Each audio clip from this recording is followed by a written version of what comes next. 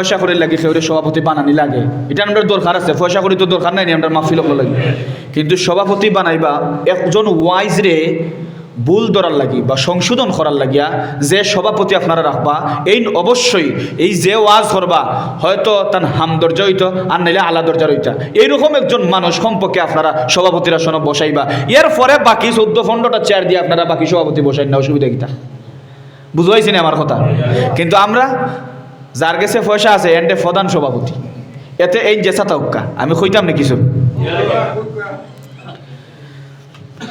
নারিং বিরিং বক্তা অকল বাংলাদেশ ভরপুর, ওয়াজ মাহফিলের সভাপতি সুদূরি গুসকুর নাইলে গম কম্বল সুর।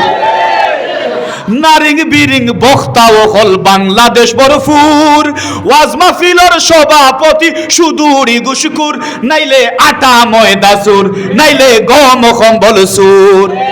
যারার কাছে মামু আছে সকল গুরাইন তারার ফিসে, যারার কাছে মামু আছে সকল গুরাইন তারার ফিসে, উচিত কথা মানতো চায় না উল্টা দে জাড়ি দেনি। এরা ওইলা কি জাত বেমারি, এরা ওইলা কি জাত বেমারি।